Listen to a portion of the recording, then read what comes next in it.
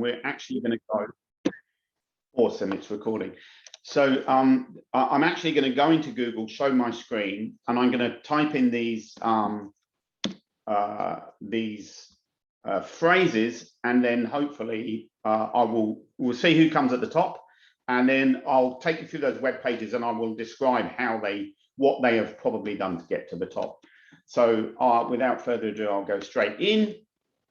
I will do a new share, and you should now hopefully be able to see my screen. It's an incognito window. Great. Now I'm using an incognito window on purpose. And if you're going to go and search your own business or your own competitors, you might want to do that. What that really does is it just doesn't send any information to Google or the search engines that you're doing. And the way the search engines work is they like to give you relevance. So all of my previous search history and everything I've done on my computer or you've done on yours, that information is used to help tailor the results for you. And because I work in this industry, I like to use an incognito browser, so it doesn't know anything about me, and it's going to give a fairly accurate information. So the first phrase that we did, if I remember correctly, it was OH&S training. So I'm going to go OH&S training. I'm going to type in Adelaide, where I'm based, and see what comes up. And everybody can see the search results? Yes, thanks, yep. Martin. Excellent, great, thank you. So here I've used OH&S as occupational health and safety training. I've chosen Adelaide because that's where I'm based. It's the type of the type of search terms that we would use all the time. What I'm going to do is I'm going to skip these ads at the moment. I'm not interested in search marketing, only search optimization. And so let's look at who comes top. Well, now the top one here is safeworksa.gov.au. And the reason for that is government websites have a very high trust level with Google anyway. So I would expect the TAFE to come up top anyway.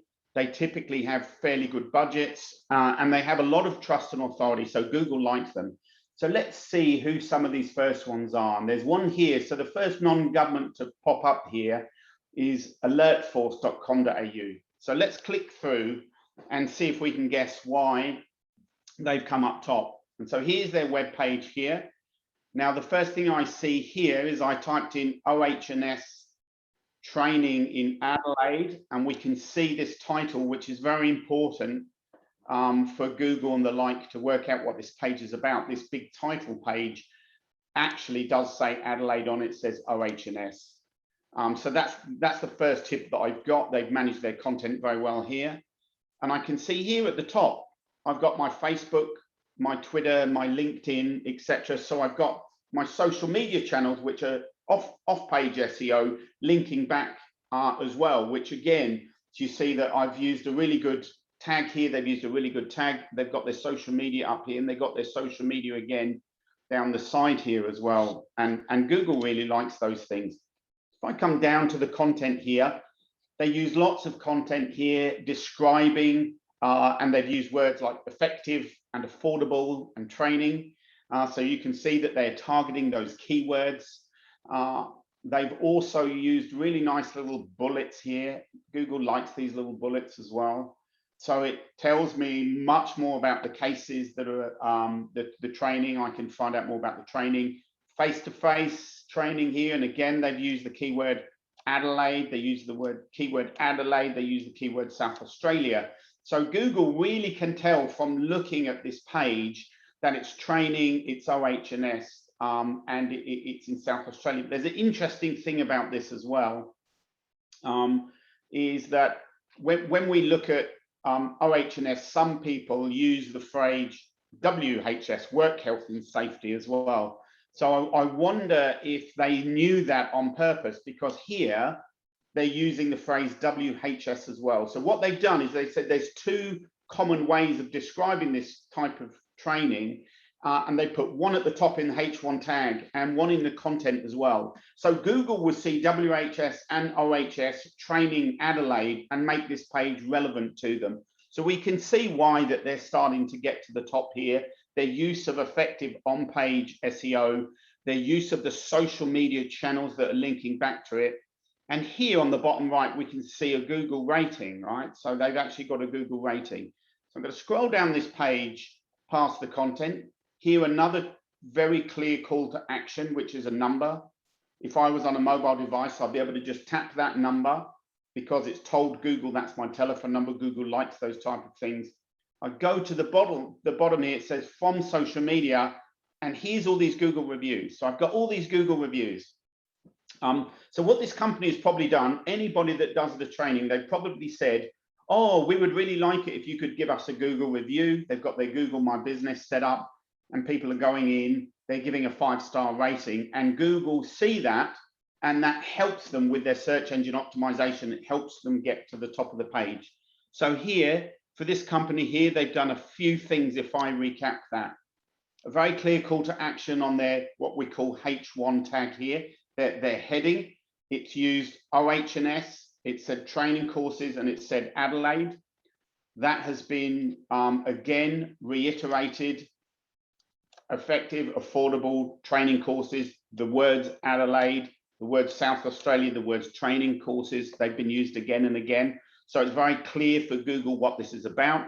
They've used effective off-page SEO by the links that they're doing from their socials. And then they're using the Google review system really well. And they've got lots of reviews on there. And so this Google is looking at this page and it's looking at the search terms that I typed in, which is OH&S training in Adelaide. And it said, this is the most relevant page to the person that's searching and done this. So it's a really good example. And the website itself is not brilliant. It is not beautiful. It's not particularly well. The user experience is adequate, but is not best in class, but they do come up first. It's great. This image in the background is also an image taken from the river in Adelaide, and that's the convention centre in the background. And that image probably has tags on it that says it's a picture in Adelaide. So here's a really good example of a straightforward site where they've worked really hard about their on and off page SEO, looking at the content, the words that they use, who's linking, their socials, and they managed to get to the top. The thing about this, though, is that when you're thinking about your own websites, is that search engine optimization is a bit like gardening. And if you think down your road, everybody's got a nice garden. If I go and cut the grass out the front, mine might be the most attractive house in the street today. But if I don't cut my grass a week and then my neighbor does, well, his is the most attractive. Or if somebody plants prettier bushes.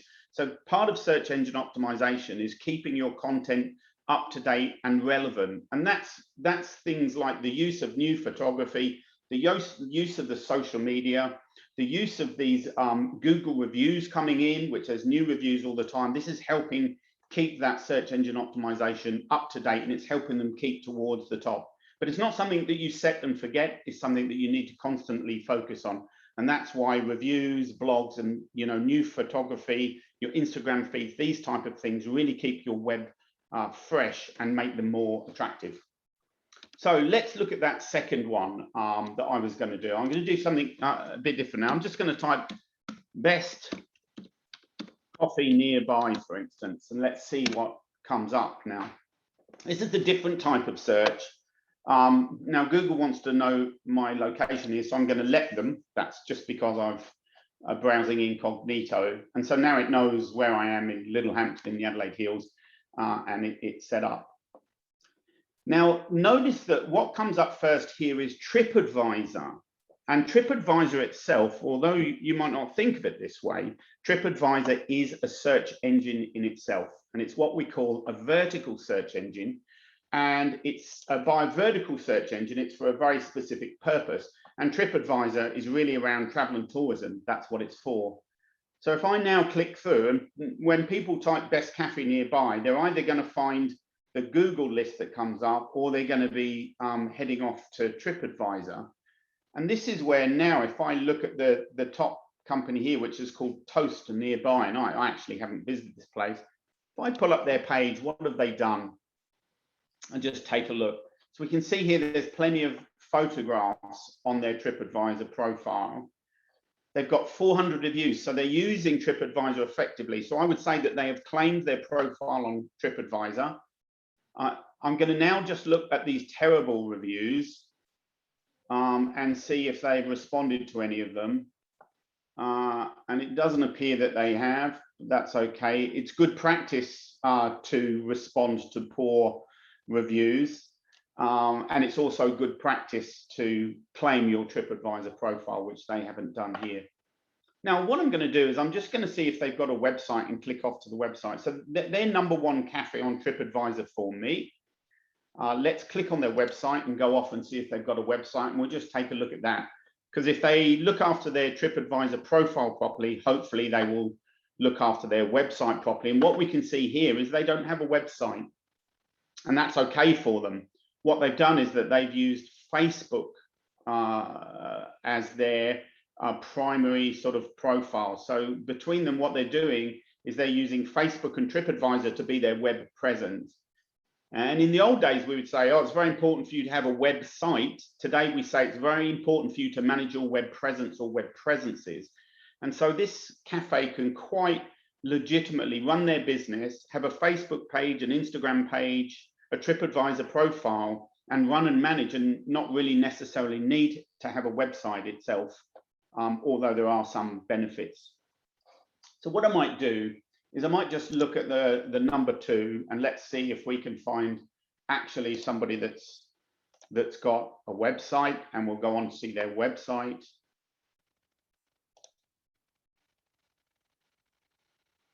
Honeypot Cafe, wow, it's in the UK. That's ignore this in the UK. So here we can actually see that the #2 site on there actually does have a website. They're #2 on TripAdvisor. It's a great spot to be, and it's not much of a website. As I look around it, it appears to be only one page, and it's got some very basic information on here, but it does have the opening hours, and it does have a welcome, and of course it's got links to social pages. And I wonder if we can click through and see it. Yes, they've got an Instagram page, and so you can see here this company, very simple web page, which is fit for purpose, and they make use of their Instagram page to share experiences and encourage their guests to share experiences about their cafe here. So again, I'm not going to sign up to that. So not a bad approach, but the real takeaway for this is really around when you're thinking of search engine optimization, we usually think about Google, and then secondary think about Bing. But if you're in tourism travel, for instance, then you need to think about things like TripAdvisor or Yelp or those type of platforms, which are search engines too, but they're verticals. So when we're in an industry, we have to say, how do people in my industry, what is the habits that they do to discover other companies like me? And that's where, if you're a cafe, for instance, Yelp and TripAdvisor are very important. And if you're business to business, LinkedIn is going to be very important. So it is not just Google, but where are those places that my potential clients are looking to find or become influenced about products and services. Now, the last one that I'm going to do is my brother's over from the UK, and he's vegan. So I literally the other day typed in recipes. So I typed in best black bean burger recipe. I've misspelled that, but it'll still come up. And we'll see here the first thing that comes up is Sally's Baking Addiction. And so sallysbakingaddiction.com website ranks best for this black bean burger recipe. So I'll click on here, and I'm just going to deconstruct this page because I think this one is a really good example of well-managed search engine optimization. Recipes, they are a dime a dozen on the internet. And so to get to #1 is quite a tough call. You have to be very focused and very particular about the way you construct your web pages to become #1. And many recipes, Sally's Baking Addiction comes up top. Now, the way Sally makes her money is from advertising. So the first thing we see here is an ad banner at the top. And if I click on that, then Sally's happy because she's getting some revenue. Now, let's notice all of the socials. The socials are here and very clear, straight at the top as well. So see this off-page SEO. She's managing her socials and she's bringing people from her social pages. She's encouraging people to share. And then it says jump to recipe. Now it says jump to recipe for a very particular reason, because she is about to put in a lot of content that is not actually for me wanting to make this recipe. This content that I'm going to take you through is really there for one purpose, and that is to be attractive to search engines, not necessarily people. So if I wanted to, I could click through to the recipe and just get the bloody recipe and the method, but all the rest. So I'm going to show you what's in between this jump to recipe and the actual recipe itself. So let's start to go down. So there's some text. There's a very pretty picture of a black bean burger, which is Sally's own picture. It's not a stock picture. Sally's had this made and it's a unique picture, and Google knows it's unique. And then there's another spot for an ad that she's put in there, so she's getting ad revenue. And then there's some more text. And here's a big, these black bean burgers are easy, healthy, hearty, and the list goes on. It doesn't actually help me make the recipe. And then there's another picture. And again, it's a unique Sally's Baking Addiction picture. And another ad. And now there's a video tutorial, and the video tutorial just happens to be on YouTube. Now, Google own YouTube. YouTube is a Google company, and therefore Google really likes it when you link YouTube videos on there, so it helps with SEO. This is great to have a method, and of course people like to watch videos because it's a great way to consume content. So smart use of videos, smartly done on YouTube as well. And then a description of how to make them, and then some more pictures of the black bean burgers that have been baked, and some more adverts, and some more pictures, and some more adverts, and some more pictures, and some more adverts, and you get the idea, right? Like, who wants to trawl through this? But Google sees this as a very authoritative recipe on making black bean burgers. And now there's talk about what binders should we use. This content was not written for people wanting the recipe. This content was written to rank highly on Google. More content, more pictures, more pictures, more pictures, more content. And finally, here is the recipe. So think of all that content there. It's very authoritative way of making it. It's not just a black bean burger. They talk in depth about binders that you can use in black bean burgers. So they've spent a lot of time crafting this page for two audiences. One for me, because I want a black bean burger recipe, and that's why they've put this jump to recipe here. That's for me, I go straight to it. And all that other content above it, although some people will read it, most people won't, that has really been written to show Google how authoritative they are and how great this black bean burger recipe is. And even during the recipe, there's more ad space because she's spelling ads. And then when we get to the bottom here, there's the related recipes. And then down here, there's 648 comments. So this is always refreshing this page. There's more information on there. We've got, this is a social page in itself where you've got people saying, I followed this recipe and it's awesome. And then look what happens is Sally's Baking Addiction replied. They replied to it, and they're now having a conversation with their clients, and all this becomes very rich. And here's all this. And then right at the bottom again, about Sally. And again, we've got the follow us on the social media. So that page in itself has been constructed very cleverly to have our off-page SEO. This is all our socials linking to it, all of our YouTube linking to it. It's had all that content, which is very relevant to black bean burgers, and it's authoritative, that has been written for a search engine. And then it's had the little recipe that's really written for me, who wants to make black bean burgers for my brother. So really, just because I know that we're very short on time, and it's just a little taster, is what we've gone through this morning really is a look at how the content and the things that you put on there makes the words that you use, the way that you structure that content, and how much content you put on there, how you use those words, the keywords that you are targeting, will help with your search engine optimization. How off-page SEO, your social links are very important. Links from other websites are very important. And then finally is that actually relevance is quite, the relevance itself is still quite important in terms of what somebody's looking for, because a site like Google still says relevance is how relevant is this to the person searching. I would encourage all of you to think about the words in your own businesses. What are the type of words that people might be using to search? And then do this search for yourself. Get an incognito browsing window and start typing some of those search terms up. See who comes up at the top, just as I've done today. Click on them and look at how they've constructed that pages. Look at what's linking to them. How they're managing their social pages. What have they said? What are the keywords that they're using? How much content have they done? Are they using bullet points? Is there lots of content? And you're probably going to learn something about your best performing competitors that you'll be able to apply to your own business. Now, Sarah, do we have any time for question?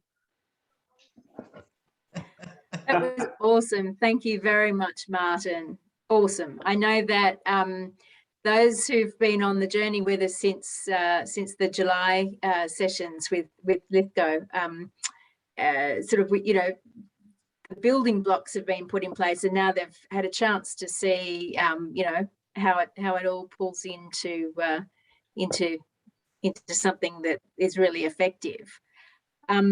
What I think we can do is maybe just go a little bit of we can have questions, but I'll just say a few things first. One is, if you are a strengthening business client, then this sort of thing will be part of what we could work through with you. So that's a really important element that Martin and Ant and Sharon and others bring to the service. It's just like looking right into all of your digital aspects, and including, of course, search engine optimization, and working with you to make your presence the most effective it can be. I have uploaded all of our past drop-ins to YouTube, and so we'll make sure that those links are accessible to you. We have a couple of questions here in the chat which we can start working on, and remember, the session in a fortnight is going to be a big opportunity for you to sort of workshop with your individual questions. And you can always contact me as well, direct, sarah.hunter@ep.industry.gov.au, and I can make sure that you get to the right source of information. But anyway, in the first instance, how do you get to an incognito web page, Martin? So what I've just typed is I can you can still see my screen? Yep. Great. So when you're in this is how you do it in Chrome. When you're in Chrome, there's a search tab here, and then this far right, there's 3 dots here. Click on these 3 dots and it says new incognito window, and just open that.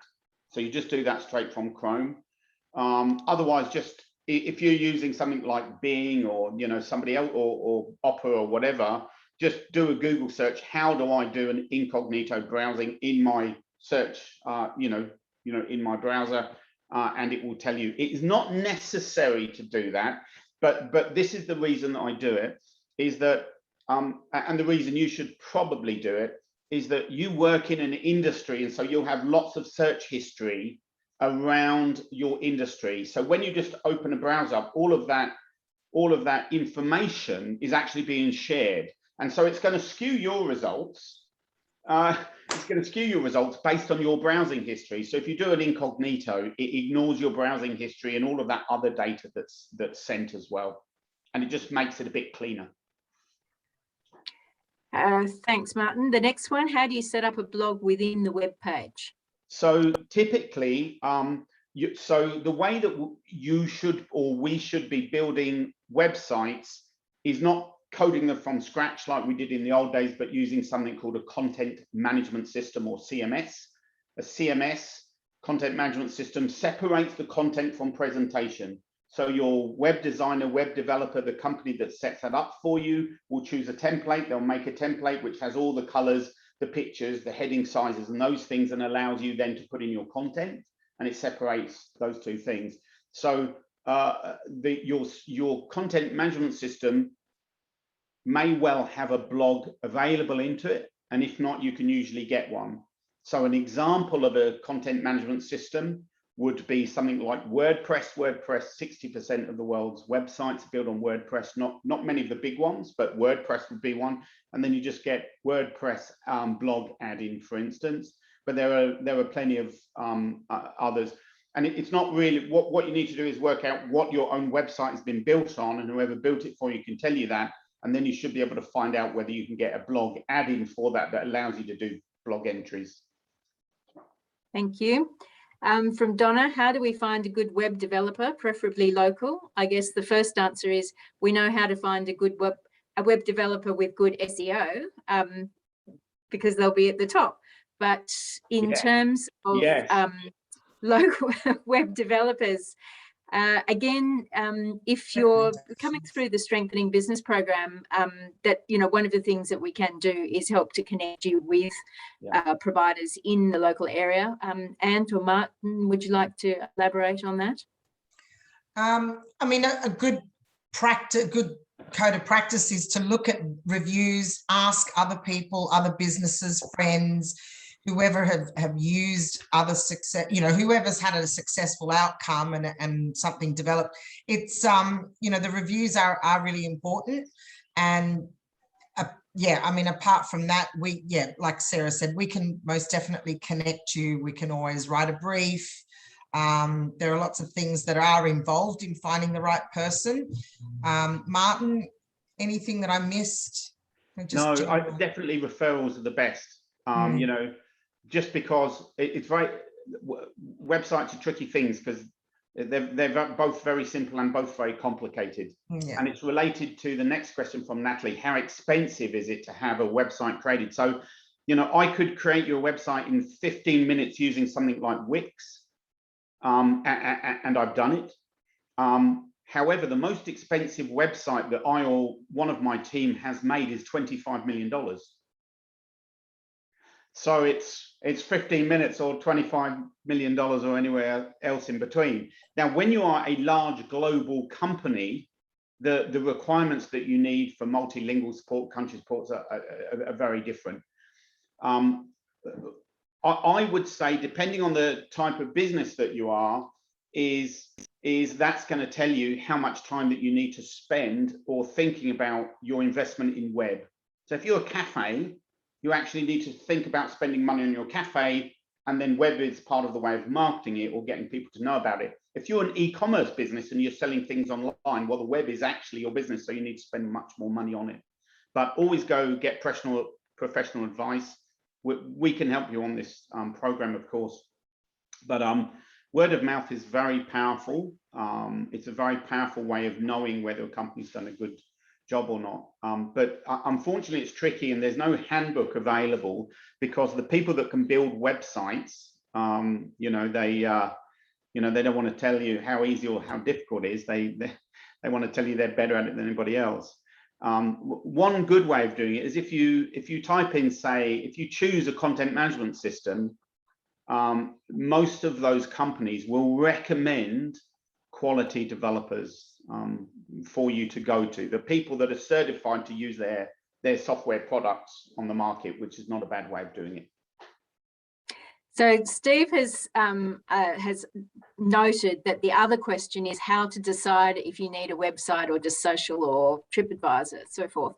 And I think the answer to that is really going back to what is your strategy, you know, because it doesn't matter how much or how little or how great or how not great or whatever the web developers are. What matters is that you have an outcome that matches your strategy. And so I think one of the most valuable things is working out what your strategy is, what your marketing priorities are, and as Anne said, knowing how to write a brief which will get you the outcome that you want. And you know, that's the other really way key to it. The rest is execution. Absolutely. It's very true, Sarah, and it always does come back to strategy. The other way of thinking about it is, where are your customers or your potential customers looking for products and services that you might have and being influenced? Where are they? And if most of your customers are being influenced on social media channels, then you really must be in social media channels. Yeah, what are your competitors doing? You know, that's sort of things. Yep, jump on the bandwagon. Strategy, what are your competitors doing? Where are your customers, and how do they become influenced and make decisions about that? They're the type of questions you would ask yourself to work out. And usually, right, we can you know, win customers, influence customers, and serve customers over a number of channels. So what we have to do is say, well, what is our business strategy to serve, acquire, serve our customers over channels, and then how do we make investments across those channels appropriately, which is a business decision, not a technical one, as Sarah points out correctly. Great, thank you very much, Martin. We have come to the end of our 30 minutes, and we will be here again in a fortnight's time. So same Zoom link if you'd like to use that. I've noticed a lot of new people from different areas. So certainly if you've come on the recommendation of your facilitator, then that's great, because you'll know you know, where to find help. If you haven't, I've just popped, I'll put my address in the chat so you can see that, and please reach out to me if you need any help in getting directions to someone who can help you more, and I will make sure that the YouTube link comes out to everybody, which will have the recording of this meeting and also all the other drop-ins that we've had as well. So Martin, if you could just unshare for a sec. It would just be lovely to see everybody's faces. Thank you everyone for joining us today. We've lovely to see some returners and some new people, and we'll see you again in a fortnight. Thanks for the questions, everyone. Thanks for having us. Great presentation, guys. Thanks very much, all. Thank you, Martin. Thanks, Steve. Thank you. Thanks, Ant. Thanks, Sarah. Bye-bye. Cheerio. Thank you, everyone. Appreciate it.